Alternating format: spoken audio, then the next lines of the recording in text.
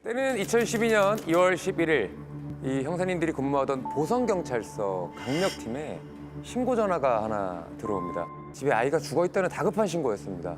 아이가? 집에 아이가 죽어 있어? 그 곧장 출동한 형사님께 아주 충격적이고 끔찍한 장면이 눈에 들어옵니다. 처음에 집에 딱 들어가니까 큰 방이 있었는데요. 애들 3명이 바닥에 나란히 누워 있더라고요. 셋은 친남매였고 얇은 이불에 덮인 채 3명 모두 사망한 상태였었습니다. 아 뭐야? 애들이 어머. 조그만 애들. 너무 작잖아.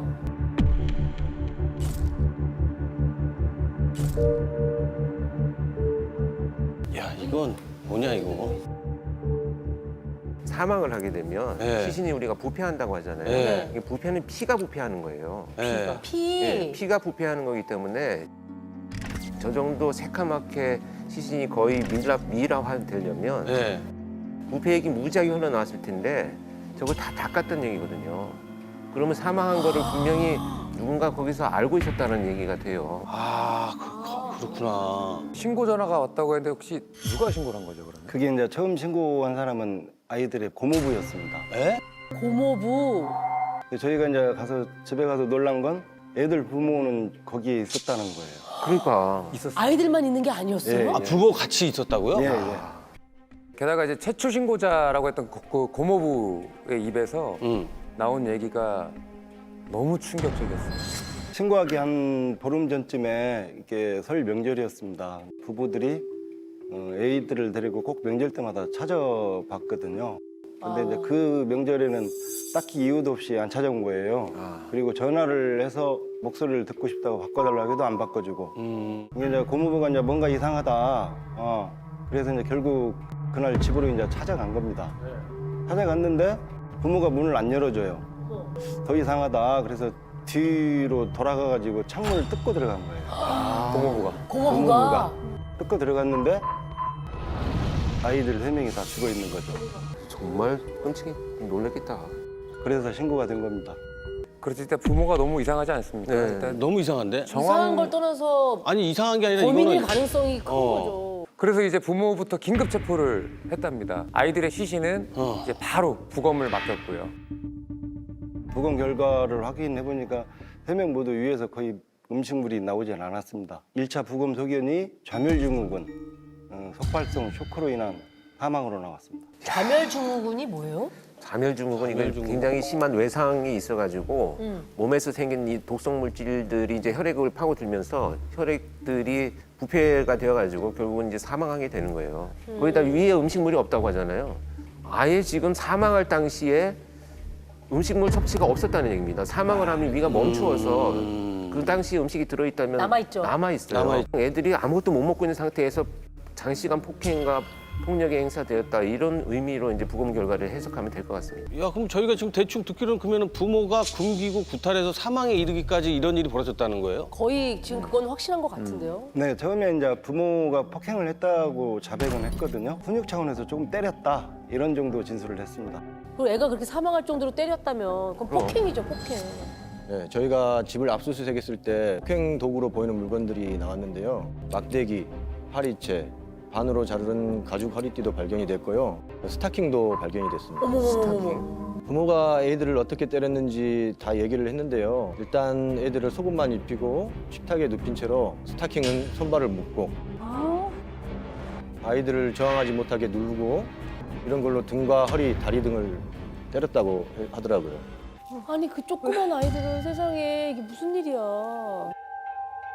자, 형사님이 말씀하신 것처럼 이제 그 진술을 토대로 그 당시 부부가 현장 검증을 진행했다고 합니다. 그 현장 검증 영상을 함께 보시죠.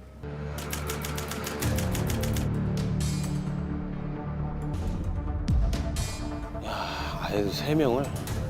제정신이 아니 이 스타킹으로 묶어놓는다니까 그게 그러니까 범행도구도 아니고. 그게 말이 되냐고. 죽어도 싸요. 죽어도 싸요. 무책임한 말이 어딨어. 이제 와서 그러니까 그렇게 무책임한 말이 어딨습니까? 부모는 이제 1월 20일부터 애들을 이제 폭행했다고 했고요. 20일부터요? 네, 22일. 그럼 지속적이란 얘기네요? 네.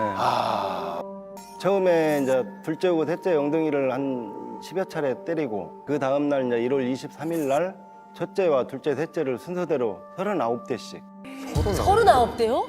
그 다음 날 1월 24일 일주일 뒤에 1월 31일 날도 같은 방법으로 39대씩 두 차례 때렸습니다. 10일 동안 밥도 안 먹이고 물도 안 주고 제대로 주지 않고 저 속옷만 입혀가지고 그렇게 한 700여 대를 때렸더라고요. 9살, 7살, 3살이에요. 그러니까 3살짜리 아이까지. 그게 웬 말이야. 그리고 이제 마지막 폭행이 있었던 다음 날 2월 1일 새벽 둘째 아들이 먼저 세상을 떠났고요. 그 뒤를 이어서 첫째 그리고 그다음 막내가 이렇게 나란히 사망을 합니다. 아, 친부모는 맞아요? 네, 친부모 맞습니다. 친부모 맞아요? 친부모가 맞아요, 심지어? 네, 제가 아이들 부검할 때 참관을 했었거든요. 네. 그 작은 애들이 그 차가운 부검대 위에 누워있던 모습이 아직도 생각이 납니다. 그러니까. 아휴. 저도 마찬가지로 이제 기억이 참 많이 남는 그런 사건인데요. 저희 막내 아이가 그때 3남매 중에 첫째 딸이랑 같은 피아노 학원을 다녔다고 하더라고요. 아, 진짜요? 네, 실제로 예. 아빠 할 말이 있어. 그래서 왜? 그러니까 그때 같이 피아노 학원 다닐 때 그 피아노 학원에서 가장 좋은 피아노가 있었는데 그 피아노를 저희 아이가 한두 살 정도 많았는데 비껴 내가 치게. 그러니까 아무 말 없이 비키더래요. 어. 그래서 자기가 쳤는데 지금 생각해 보니까 아유 그때 그냥 피아노를 좀 더 치게 내비둘 걸. 어떡해. 아유. 아, 이 얘기를 하는데 막 제가 막 울컥하더라고요. 네. 근데 보통 이제 이렇게 부모에 의한 학대 사건은 어찌됐건 부모가 은폐를 하려고 하거든요. 근데 뭐 순순히 이렇게 자기들이 무슨 이유로 저렇게 자백을 했는지. 근데 제일 의심스러운 거는 이제 39회씩 때렸다고 진술하는 게 이게 굉장히 지금 궁금해요. 근데 폭행의 횟수를 기억하고 있는 게 너무 기괴하지 않아요? 두 차례에 걸쳐서인가? 네. 조사를 하는데 진술 내용이 좀 어이가 없더라고요. 우선 애들을 때린 것까지는 인정을 했잖아요. 예. 근데 그 다음 말이 우리 애들이 죽은 게 맞는 것 같다. 이런 죽은 식인 게 거예요. 맞는 것 같다? 네. 죽은 게 맞는 것 같아요. 그게 뭐야? 처음 이제 신고 받고 집에 갔을 때부터 부모들이 좀 이상했어요. 집에 들어갔는데 아빠는 얘네들은 왜 왔냐는 식. 죽은 아이 앞에서 엄마는 기도하고 있는 거예요. 너무 이상하지 않습니까? 너무 근데 이상해. 근데 아이들을 왜 죽였냐라고 묻는 형사님들에게 그 부모가 이런 말을 했다고 합니다. 저 형사님, 사실 우리 아이들 몸에 마귀가 들어갔어요. 마귀를 쫓아내려고 때린 거예요. 그런데 우리 아이들 곧 부활할 거예요. 이게 마귀는 뭐고 부활은 뭐야? 이 말이 되니 이게? 뭐 사이비 종교 같은데 완전히 빠져 있었던 것 같아요. 네. 사실 이 부모가 그 동네에서 교회를 운영했거든요. 목사님이에요? 예, 목사님. 빠진 게 아니고 자기 아, 진짜요? 자기가 목사님이요? 목사인데 왜 그래? 교회가 종교단체에 제대로 등록된 것도 아니고 목사인 아빠는 신학대학을 제대로 나온 것도 아니고 그렇더라고요. 아, 그러면 전형적인 사이비 종교의 목사. 근데 또 이 부모가 이렇게 말했다고 합니다. 그 아이들을 때린 게 성경에 나온 대로 그대로 한 거라고 주장을 했다고 합니다. 뭔 소리야? 성경에 그런 게 나오긴 뭘 나와? 유대인들에게 40에서 하나를 감한 매를 5번 맞았으며 아이를 훈계하지 아니하려고 하지 말라. 채찍으로 그를 때릴지라도 그가 죽지 아니하니라. 그 성경 구절의 뜻이 뭔지 이제 정확히 전문가분에게 직접 한번 들어봤거든요. 아, 그래요? 예, 한번 어떤 건지 한번 들어보시죠.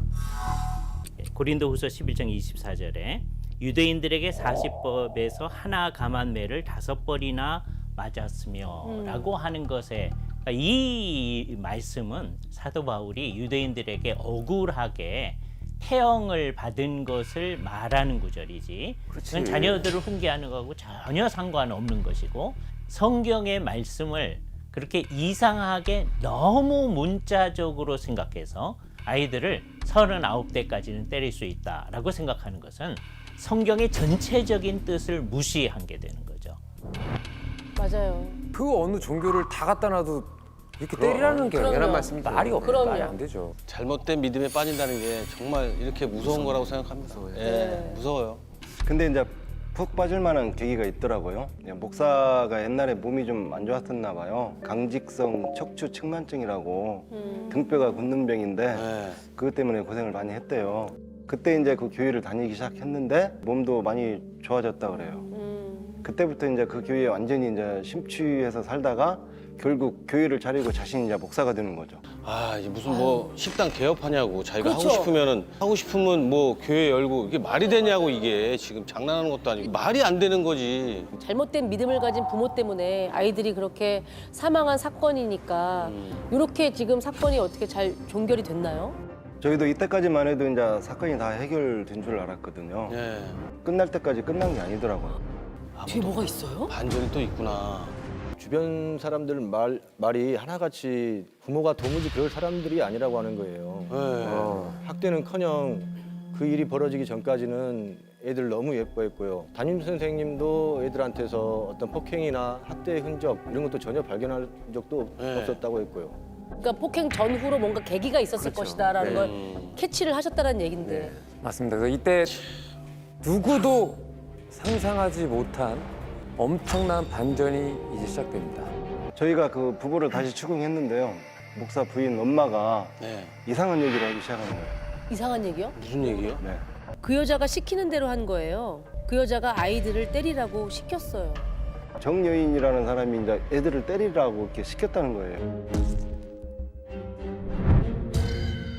부부가 운영하던 교회의 신자였는데요. 목사가 간증하는 걸 듣고 그 교회에 다니게 된 여성이거든요. 근데 알아보니까 혼자서 딸을 키우는 평범한 주부였어요. 예. 근데 정여인의 딸이 많이 아팠거든요. 그래서 딸을 위해서 성실히 기도하면서 후원도 꼬박꼬박 하는 그런 사람이었더라고요. 그런 사람들이 왜 애들을 때리라고 시켰다는 거예요? 넘겨 씌우려고 뒤집어 씌우려고 그러는 거 아닌가요? 이제 저희도 처음에는 어떻게든 빠져나가려고 너네가 좀 거짓말하는 거 아니냐. 근데 진짜로 정여인이 시킨 거라고 믿어달라고 하면서 눈물을 막 흘리는 거예요. 왜? 이거 뭐야? 믿어주자니 이게 말이 되나 싶기도 하고 말이 안 되죠. 예. 헛소리라고 여기기에는 너무 찜찜한 구석이 많았습니다. 그 이제 부부의 검찰 송치만 이제 남은 상황인데요. 이제 우리 형사님들께서 수사를 더 진행을 해야 할지 또 고민이 깊어질 수밖에 네. 없었던 거죠. 근데 갑자기 뭔가 딱 떠오른 게 하나 있다고 합니다. 그 집을 압수수색했을 때 네. 발견했던 압수품이 하나 있었는데 메모네요? 노트? 손님 오셔도 자녀들을 잘못하면 민망할 정도로 때려서 방에 있도록 이게 무슨 말이야? 매질, 금식 및 징계, 채찍질, 얌전해지도록 꼭 누가 말하는 걸 그대로 받아 적은 듯한 느낌인 거예요. 예. 이걸 보니까 이제 정여인이 때리라고 시켰다는 엄마 말이 신빙성이 있을 수도 있겠다. 예. 그때 이제 저희도 이제 좀 감이 왔습니다. 그래서 형사님들이 빠르게 정여인에 대해서 알아보기 시작합니다. 이제 먼저 이제 부부의 휴대폰에 있는 문자, 통화 그 내역을 한번 살펴봤는데요. 이제 진실이 드러나기 시작합니다. 휴대전화에 뭐가 뭐가 남아 있었던 있는 거야? 폭행이 있기 약 보름 전부터 정여인과 목사 부부가 수백 통에 가까운 전화와 문자를 주고받은 흔적이 있더라고요. 문제가 있다. 이거 이게 수백 뭐지? 통이면. 수백 통이면 첫째, 둘째만 그런 게 아니라 셋째도 귀신이 들었대요. 때려보면 귀신 있는 거 알 테니까 채찍으로 때리래요. 속지 마세요. 귀신이 더 있대요. 응? 애들이 밖으로 나가지 못하게 하고 물 외에는 아무것도 주지 마세요. 이게 무슨 말이 돼?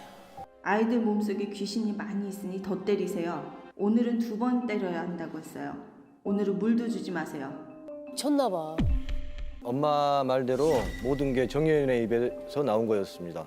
폭행의 방법까지 정여인이 다 지시를 했더라고요. 폭행이 계속되면서 애들이 너무 이제 심각해지고 있잖아요. 그러니까 그때의 정여인의 반응이 어땠는지 대화 내용을 한 번 더 보겠습니다. 그렇죠. 애들이 거품을 물고 있어요. 어머, 야, 숨지 마세요. 미쳤나 봐.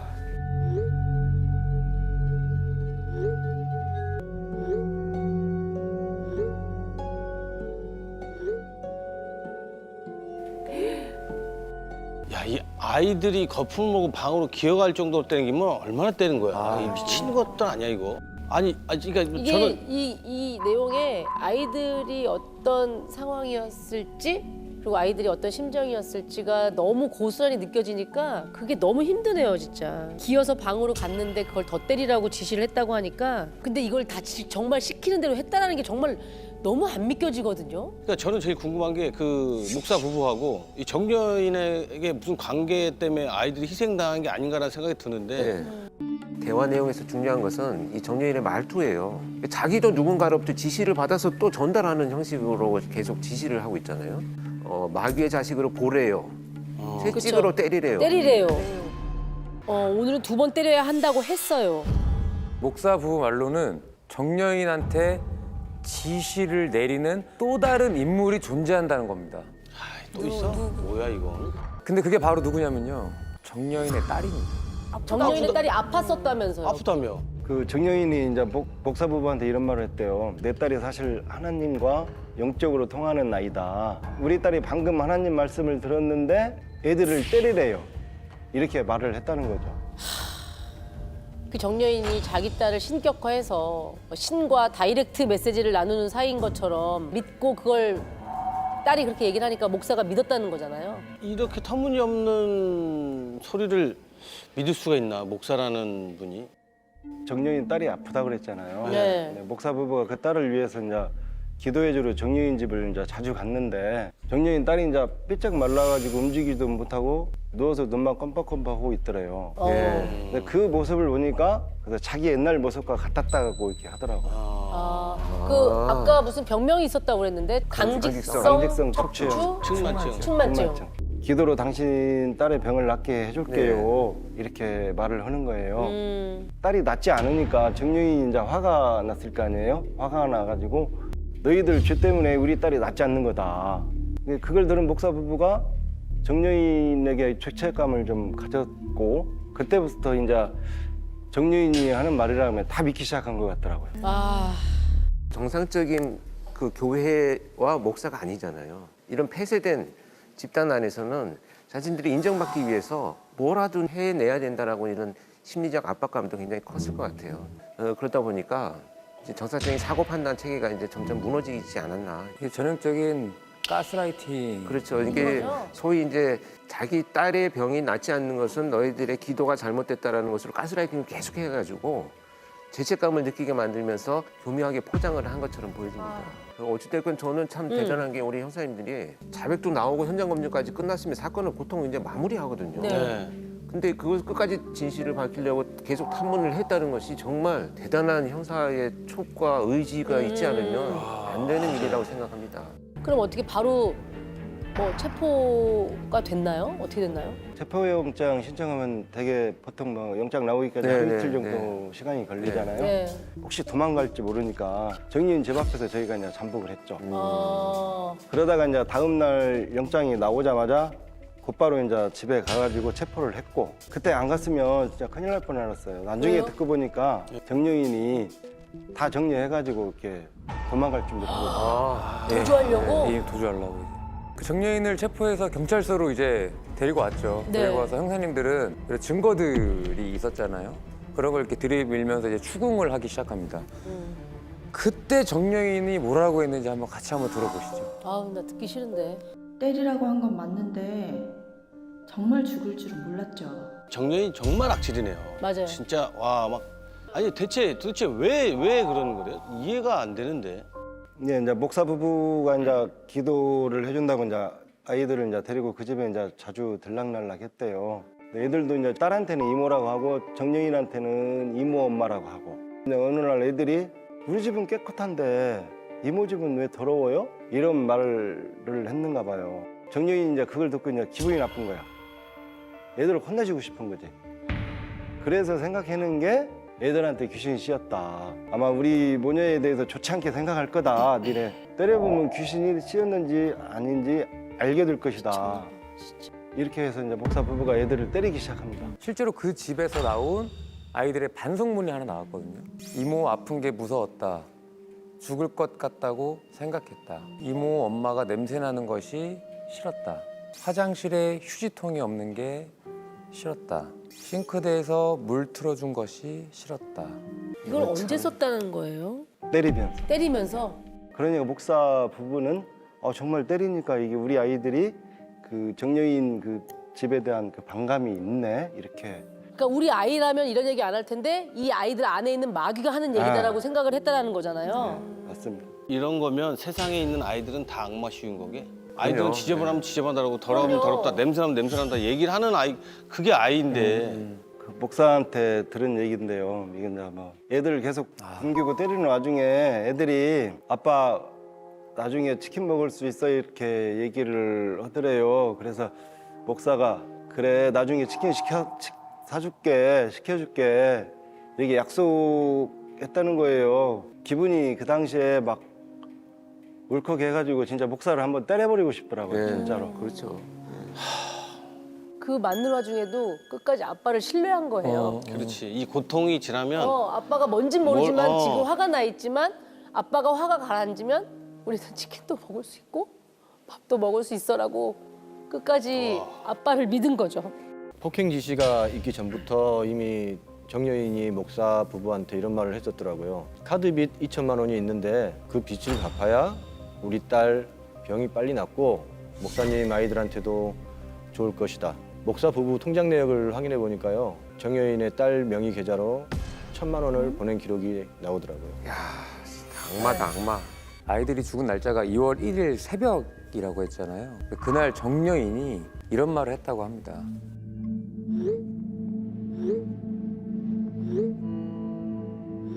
첫째도 둘째처럼 됐어요.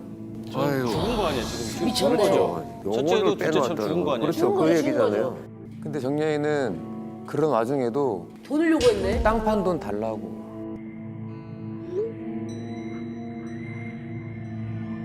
실제로 믿고 있었던 것 같아요. 어느 정도는. 네. 아니 죽었다는 표현을 안 쓰는데요. 그냥 그렇게 됐다라고 하는 거지. 그렇죠. 근데 실제로 아이들이 죽고 나서도 정여인이 시키는 대로 돈을 보냈더라고요. 2월 3일 그러니까 애들이 죽고 이틀 후에 갖고 있던 땅을 팔아서 700만 원을 보냈고 2월 6일에는 기금소까지 팔아서 520만 원을 보냈더라고요. 해서 보니까 20여일 동안에 한 2천만 원이 넘는 돈을 정여인한테 보낸 거였어요.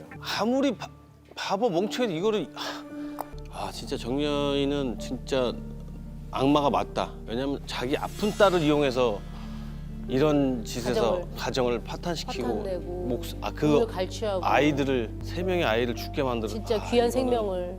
그리고 죄송합니다. 또 반전이 또 있습니다.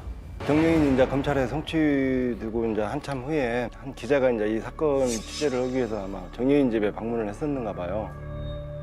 근데 송장 같은 그 정여인 딸이 멀쩡하게 나와가지고 문 열어줬다는 거예요.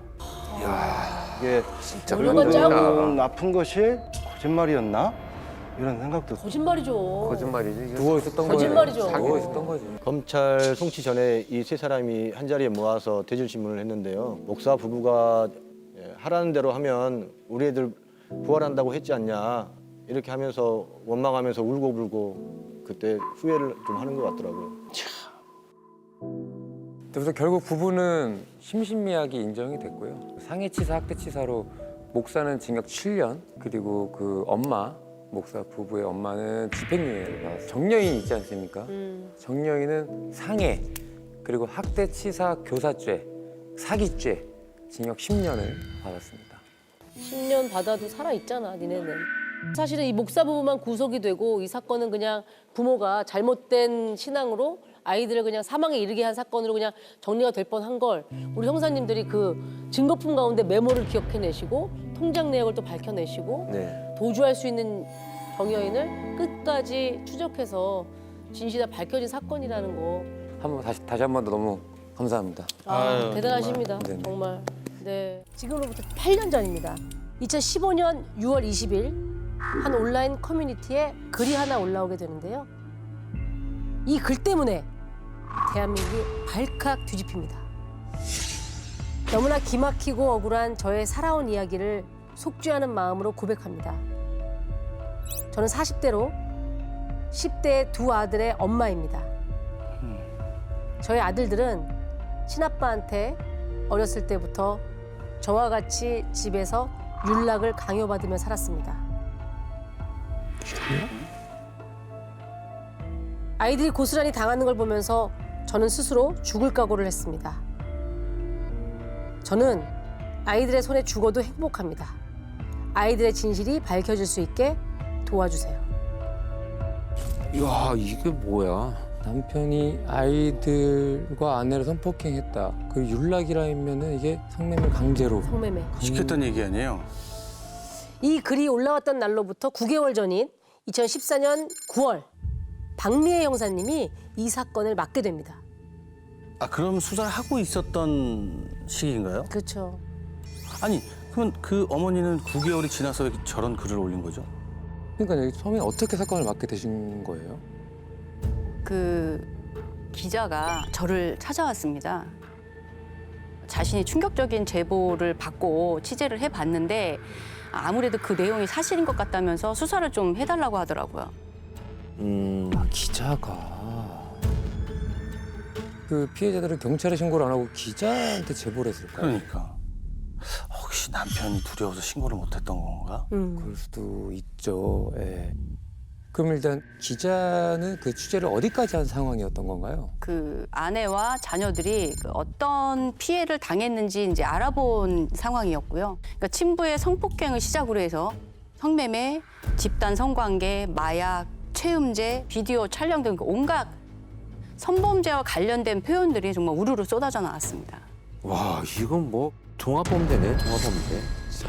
지금 얘기만 듣기로도 지금 어마어마한 지금 단어들이 많이 나오는데 그래서 제가 이거 사실 확인을 이제 해봐야 되겠다 싶어서 피해자분들, 그 신분을 좀 확인을 해봤고 엄마한테 조심스럽게 이제 연락을 했는데 둘째 아들이랑 저희 사무실로 직접 와서 이야기를 하겠다고 하더라고요. 그러면서 이제 첫째는 지금 이제 해외에 있는데 목숨의 위협을 느껴서 한국에 못 들어오고 있다. 그러니까 도움을 좀 줄 수 있겠냐 해서 이제 걱정 마시라. 일단 무사히 이제 한국으로 돌아올 수 있게 조치를 취해주겠다고 했죠. 그래서 어머니랑 둘째는 바로 만나셨나요? 네, 제보를 이제 받은 날 이제 바로 전화를 했는데 이틀 후에 저희 사무실로 이제 왔습니다. 굉장히 불안한 표정으로 이제 둘이 손을 꼭 잡고 오더라고요. 뭐라고 얘기를 하던가요?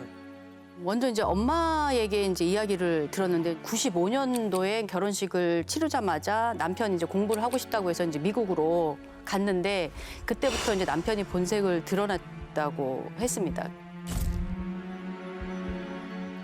남편이 굉장히 폭력적이라 이제 거의 매일 맞았다. 그러다 이제 마약이랑 체음제까지 이제 먹이고 강제로 성폭행을 하더라. 근데 너무 무서워서 주눅이 들어서 살고 있었고 그게 너무 힘들었었다. 그래서 울면서 이야기를 했고 첫째가 8살 때, 둘째가 4살 때 이제 귀국을 이제 하게 됐는데 귀국하고 나서 한 3년 후쯤 남편이 자신에게 한 짓을 아이들에게 똑같이 하는 거를 우연히 목격했다고 그렇게 이야기를 했습니다. 진짜. 그때 왜 바로 신고를 안 했던 거죠? 남편이 너무 무서워서, 네, 무서워서 못했다고 했고요.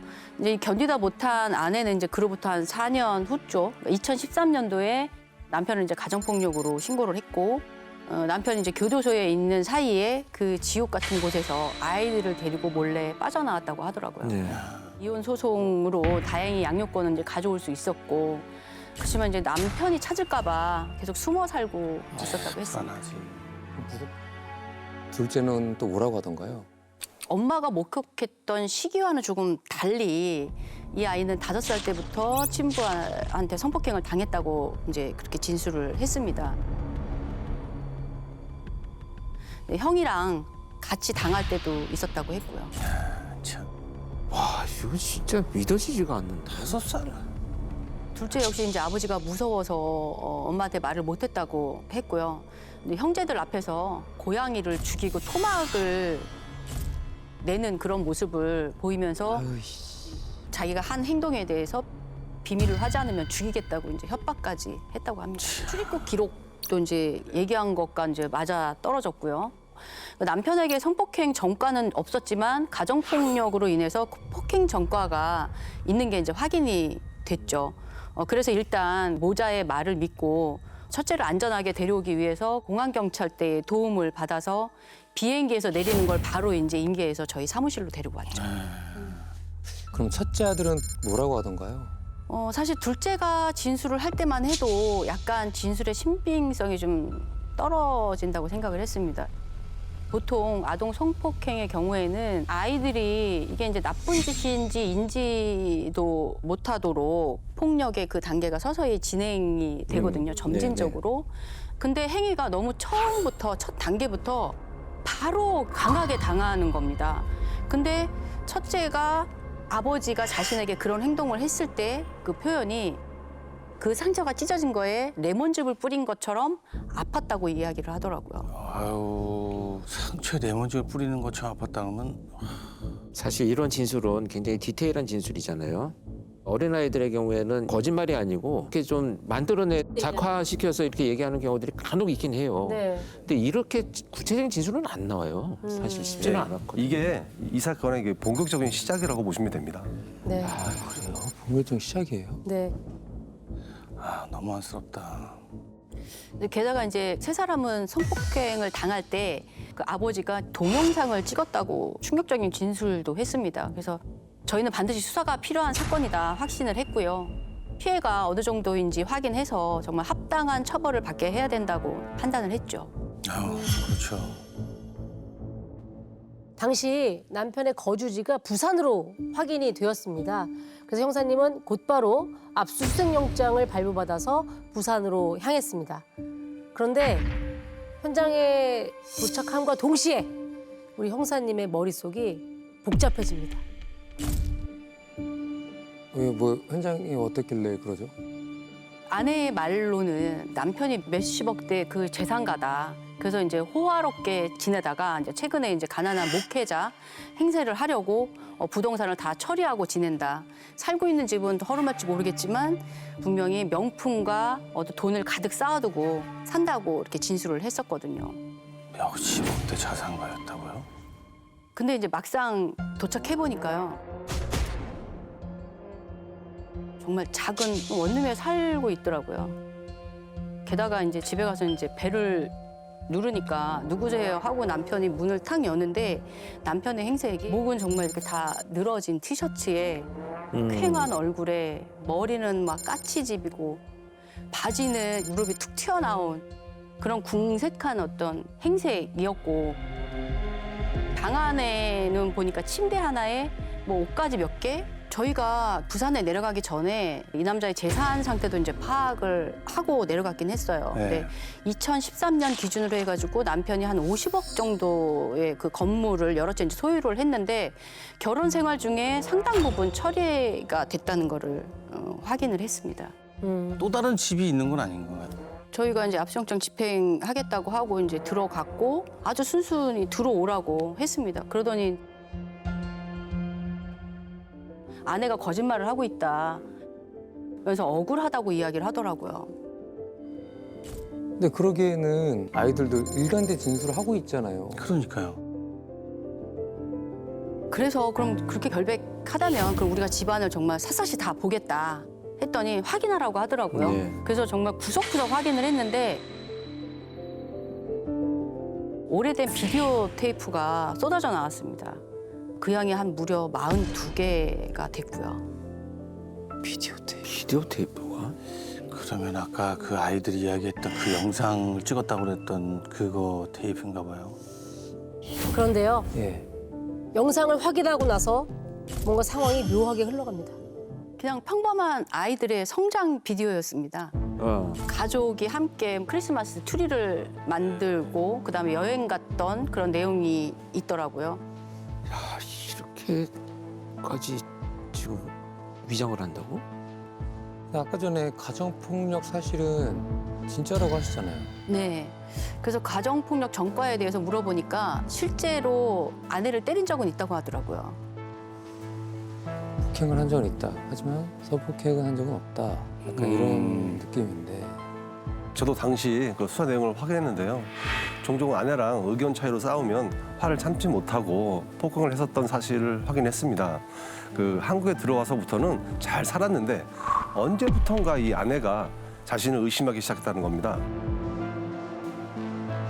틈만 나면 자신에게 수면제를 먹인 게 아니냐, 아니면 체음제를 먹인 게 아니냐 다 그쳤고 남편이 바람 피는 것 같다면서 집 밖으로 나가지 못하게 자물쇠로 가두려고 하면서 싸우기 시작했다고 합니다. 그러다가 폭행을 하게 됐는데 이제 이 일로 가정폭력 신고가 들어가서 벌금 낼 돈이 없어서 열흘간 교도소에서 노역을 하고 나왔다고 했고요. 근데 끝나고 나서 와보니 아내가 집 전세금까지 싹 빼서 아이들과 사라져 버렸죠. 그로 이제 배달 일을 하면서 근근히 살고 있고 신용 불량자 상태다라고 이야기를 했습니다. 뭐가 진짜인지를 모르겠어요. 신용 불량자 상태였던 게 맞습니다. 남편은 자신의 부동산이 매각되거나 명의이전 사실을 전혀 모르고 있다가 이혼 소송 중에 알게 됐다고 했습니다. 아무래도 아내가 누구에게 속아서 재산을 매각한 것 같다고 했습니다. 이모 할머니에게 속은 것 같다고. 그런데요, 우리 형사님들은 남편이 말한 그 이모 할머니 그 존재를 이미 알고 있었습니다. 저희가 아내랑 아이들 그 진술을 받을 때 50대 여성이 사무실로 이제 찾아왔었는데 그 사람이 이모 할머니였습니다. 근데 첫인상이 굉장히 강렬했는데 새빨간 립스틱에 화려한 꽃무늬 원피스 그런 옷을 입고 오셨더라고요. 본인이 이 성폭행 사건을 처음 기자에게 제보한 사람이라고 이야기를 했습니다. 근데 정확히 이모 할머니는 아니었고요. 아내의 작은 어머니의 여동생이었습니다. 응? 뭐야? 작은 작은 아빠의 엄마. 부인? 네. 엄마의 삼촌의 부인의 여동생. 근데 이제 거의 한 가족이었어요, 그들은. 그러니까 조카가 남편과 이혼 소송을 할 때부터 돌봐줬다고 했고요. 이혼 소송 후에도 면접 교섭권이 들어와서 이걸 이제 둘째 아이한테 얘기를 해줬더니 거의 막 기절하듯이 막 소리를 지르면서 울었다고 했어요. 그래서 왜 그런지 이제 아이한테 물어보게 됐고 그때 그 아빠의 만행을 듣게 돼서 그 기자에게 제보를 하게 됐다라고 이야기를 하더라고요. 어쨌든 간에 가까이서 돌봐준 사람인 거는 맞는 것 같기도 하고. 근데 남편은 왜 아내가 이모 할머니한테 속은 것 같다는 거죠? 이모 할머니라는 사람이 이제 애초에 자신의 그 재산을 노리고 접근했던 것 같다. 그렇게 이제 이야기를 했습니다. 자신이 그 사실을 눈치채고 아내에게 이모 할머니와 만나지 말라고 했더니 그때부터 자신에게 이상한 말을 하기 시작했다고 했습니다. 아마 이 성폭행 사건도 이모 할머니가 만들어낸 사건 같다고 했습니다. 이모 할머니가 남편 재산 빼돌리려고 아내를 이용하고 있다는 얘기인가요? 이게 지금 그러면? 그렇죠. 아빠의 얘기예요. 아빠의 얘기는? 네. 그래서 형사님은 과연 누구의 말이 맞는 건지 사실관계 확인을 위해서 남편과 아내의 가족들을 조사하기 시작했는데요. 그러던 중 아내의 큰언니로부터 묘한 이야기를 듣게 됩니다. 그 아내의 큰언니? 본인이 동생에게 이모 할머니를 소개해 준 건데 너무 후회하고 있다라고 이야기를 하더라고요. 2004년쯤 미국에서 이 가족이 살고 있을 때 동생이 원인 모를 병을 앓았다고 합니다. 그 사실을 안 언니가 동생의 병을 낫게 해주고 싶어서 이 이모 할머니에게 연락을 하고 했던 겁니다. 아내가 원인 모를 병을 앓았다? 낫게 해준다는 거 보니까 이모 할머니가 그래도 뭐 유명한 뭐 명의거나 의사? 뭐 있지 않았을까요? 아니에요. 무속인이었어요. 그래서 당시에 이제 그 이모 할머니가 이제 큰언니에게 북어를 이제 몸에 이렇게 지니고 있다가 일주일 뒤에 불에 태우라 그렇게 이제 가르쳐 준 거죠. 근데 동생의 병이 감쪽같이 나았다고 하더라고요. 이제 이때부터 동생이 이모 할머니한테 이제 의지를 하기 시작했고 2006년도에 귀국을 하면서 이모 할머니와 본격적으로 이제 가깝게 지내기 시작을 했는데 이때부터 동생이 가족들과 척을 지고 살기 시작을 하더랍니다. 그러면서 이제 언니 역시 이번 성폭행 사건도 아마 이모 할머니가 관여한 일인 것 같다. 그렇게 이제 이야기를 하더라고요. 그럼 아이들도 이용당하고 있다는 얘기인가? 근데 저도 이제 그게 제일 사실 암담했어요. 그 남편과 언니의 말이 맞다면 아이들이 이 상황에 이용당하고 있다는 건데 이건 정말 굉장히 심각한 아동 학대거든요. 그래서 이제 다급히 아내한테 이제 연락을 했죠. 그 이모 할머니에 관해서 확인할 게 있다고. 근데 그때부터 왜 피해자들 말을 믿지 않냐. 막 갑자기 화를 내더니 그때부터 이제 연락이 끊깁니다. 저희 전화를 받지 않게 됩니다. 자, 이렇게 사라진 세모자는 얼마 후 상상하지도 못한 곳에서 그 모습을 드러냅니다. 그와 동시에 진짜 세간의 관심을 한 몸에 받습니다. 저 기자회견한 거예요?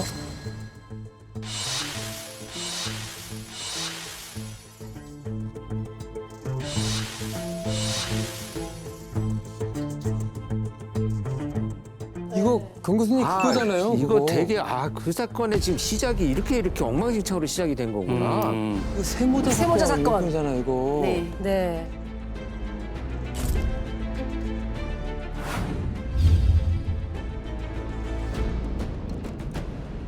이거 정말 당시에 굉장히 논란이 됐었어요. 당연히 그렇죠. 네. 네. 그러면서 했던 이야기는 무엇이냐면 경찰들이 수사를 안 해줘서 우리가 이렇게 스스로 카메라 앞에 설 수밖에 없었다.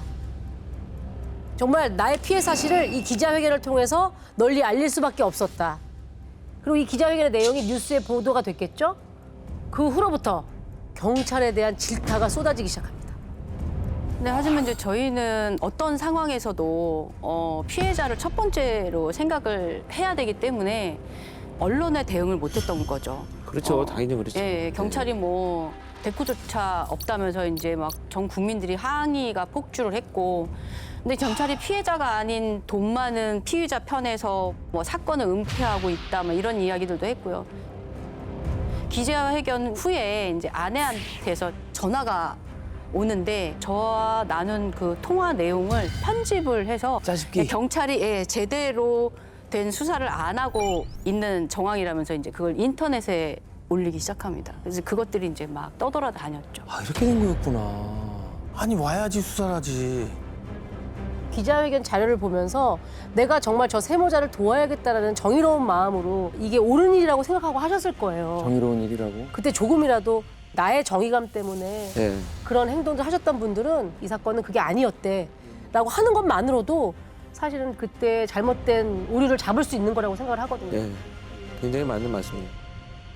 그 후로도 우리 박 형사님은 새 모자에게 경찰서 출석을 부탁을 했지만 나타나지 않았습니다. 알겠지. 그래서 결국 2015년 1월 해당 사건은 증거 불충분으로 종결이 됩니다. 이때부터 새 모자의 또 다른 기행이 시작이 되는데요. 정말 엄청난 양의 고소 고발을 이어갑니다. 누굴 고소하고 고발한다고요? 네. 세모자가 43건의 성폭행 사건을 이제 고소를 하는 겁니다. 피고소인들이 서울, 경기, 뭐 충북, 부산 이제 각지에 다 있었죠. 또 당한 사람들은 그 누구였던 거예요? 나중에 알게 된 사실이지만 이 세모자하고는 전혀 일명씩도 없는 사람들도 있었고요. 모두 이모 할머니의 주변 사람들이었습니다. 이 고소당한 분들이 굉장히 황당해하셨죠. 또 이모할머니가 나오네. 이분이 이모할머니. 예, 이 세간에 알려진 대로 이 사건은 세모자 배후에 다른 존재가 키를 갖고 있었던 희대의 사건으로 우리가 이제 알고 있죠. 이 세모자는 심리적으로 완벽하게 통제된 상태에서 행동을 조종당하고 있었다 이렇게 이제 알려졌고요. 피해자가 언론에 이름을 공개하고 기자회견까지 했던 거는 이제 처음이어서 너무 충격적이었죠. 근데 이렇게 들으니까 이제 이해가 되는 거예요. 맞아요. 이게 배경 없이 들으면 도무지 이해가 안 가는 거죠. 네. 그렇게 전국의 경찰서로 향한 43건의 고소 가운데 한 건이 바로 경기 남부경찰서에 있던 강남수 형사님에게 전달이 된 겁니다. 그래서 이렇게 사건이 연결되는 거군요. 그렇습니다. 아내가 또다시 또 남편과 시아버지를 묶어서 고소를 한 상황이었습니다.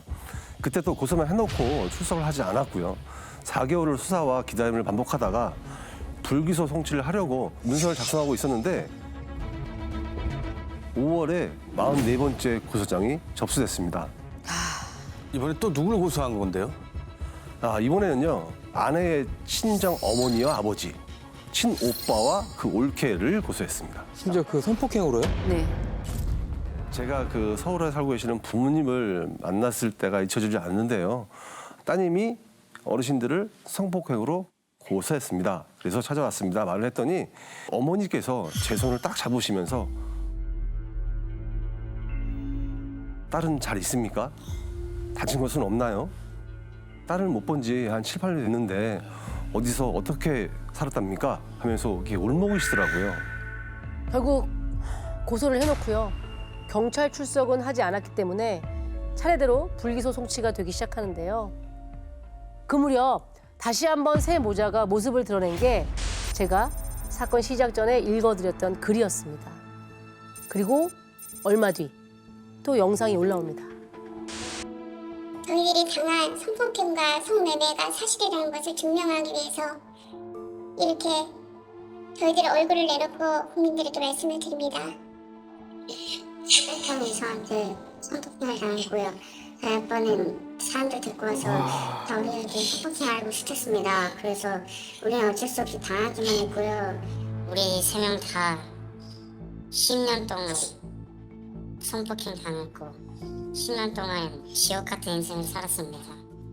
자, 이 영상을 통해서 새 모자를 돕기 위한 카페도 개설이 됐고요. 모든 언론이 해당 사건을 다뤘습니다. 결국 새 모자를 위한 재수사를 촉구하는 서명운동까지 벌어졌고요. 아니 뭐 수사 협조를 해줘야 수사를 하죠. 지금 뭐 나타나지도 않는. 세간에 그 엄청난 이슈가 되니까 그제서야 아내가 경찰서에 진술을 하더라고요. 그런데 그때도 둘째 아이만 데리고 옵니다. 처음 만났을 때도 둘째만 들어갔다 하지 않았어요? 네. 그런데 이상한 건 둘째가 진술할 때 엄마가 옆에 앉아서 아 그렇게 말하면 안 돼. 너 아빠한테 이렇게 당했잖아. 그걸 말해. 이렇게 코치를 하더라고요. 다음 조사 때 첫째 아이를 데려왔을 때도 또 마찬가지였습니다. 저희랑 그 첫 번째 조사 이후에 이제 아내가 그 아이들과 자신의 진술이 엇나간다는 사실을 이제 눈치챈 것 같더라고요. 그래서 계속 아이들을 한 명씩만 데리고 와서 자신이나 또 이모 할머니가 옆에 붙어 통제가 가능한 그 상황에서만 진술을 했었거든요. 근데 그걸 계속 하고 있었네요. 그렇죠, 그렇죠. 예. 일단 저건 사실이든 아니든 간에 저 상황으로만으로도 아동학대 아닙니까? 맞습니다. 그래서 강 형사님은 수십 명의 전문가들과 논의한 끝에 아내의 가족들과 협의해서 세 사람을 분리하기로 합니다. 그리고 그때 새 모자가 했던 방법을 써보기로 합니다. 어떤 방법을요? 세모자가 이 언론과 인터뷰를 할 때만큼은 꼭 이 셋이 함께 나타났습니다.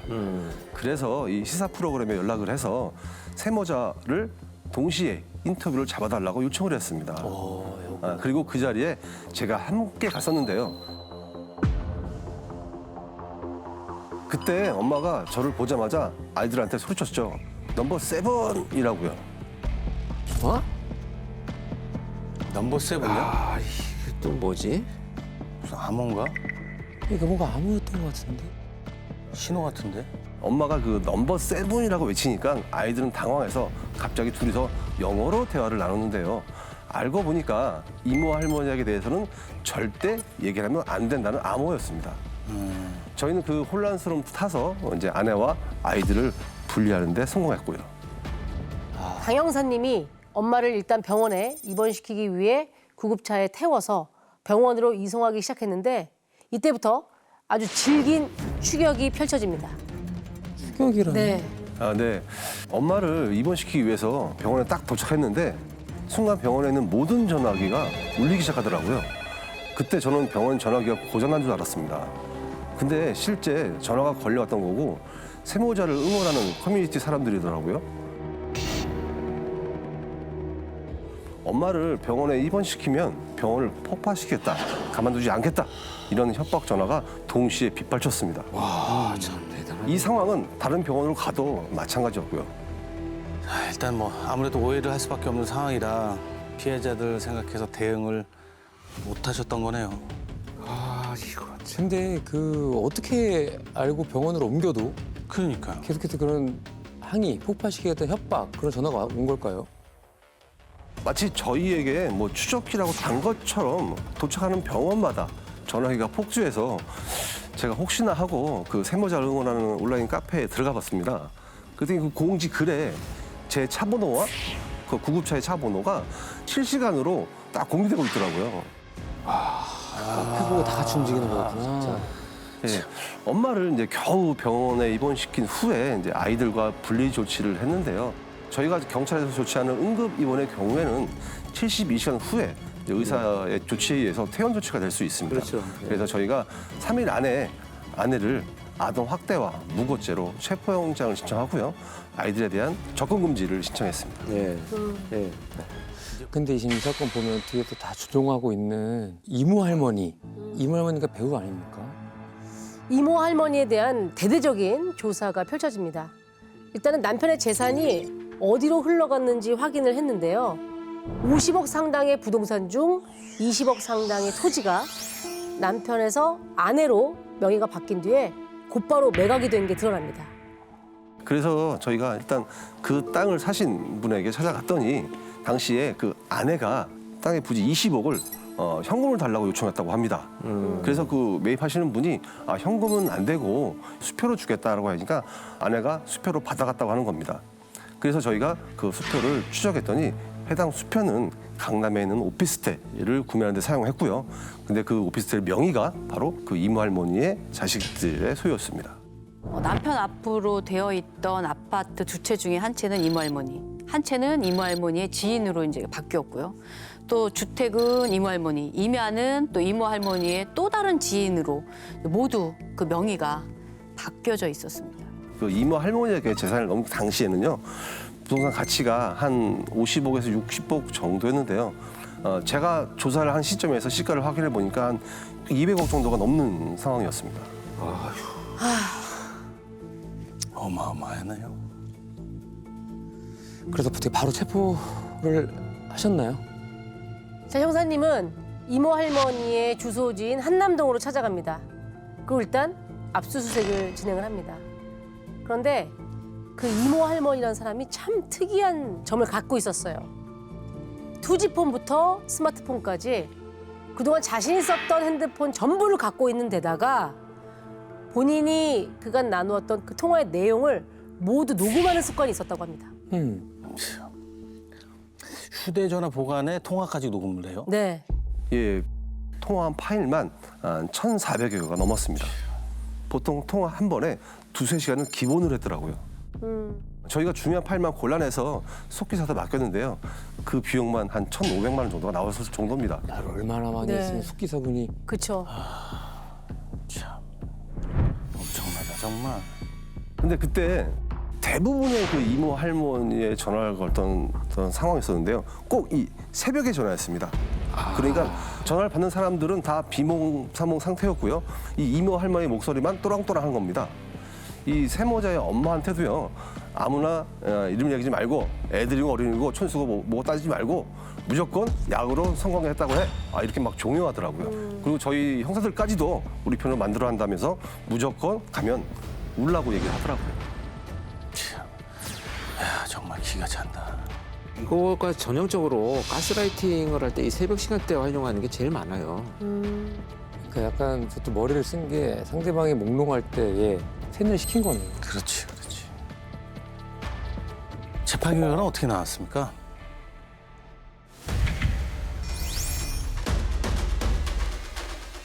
이모 할머니는 징역 9년, 엄마는 3년형이 선고가 되는데요. 거기 아이들이 이제 엄마의 처벌을 원치 않는다라고 탄원서를 내서 2년으로 감형이 됐습니다. 아이고야, 이거 국민을 조롱한 것 같은데. 한 가정을 다 그냥 완전히 풍지박살 낸 거죠. 진짜. 남편도 불쌍하게 되고. 고소하게 하고 신분명자 만들고. 남의 재물 탈취했고. 그냥 범죄자예요. 범죄자 그냥 범죄자. 그럼 아이들은요? 그 두 아이들은 그게 어떻게 된 거예요? 제가 수사를 할 때 엄마와 분리시킨 이후에 한 98일간 정도 계속 아이들을 찾아갔었습니다. 아이들이 좀 걱정되기도 하고요. 또 아이들한테 좀 진실을 깨닫게 해주고 싶었습니다. 저는 모든 게 거짓이었다고도 말하고 싶었고 그 아이들이요 처음에는 진술 자체를 거부하더라고요. 제가 부르면 대답도 안 하고 무서운 눈으로 저를 이렇게 쳐다보기도 했고요. 근데 그러던 어느 날 아버지한테 전화가 왔어요.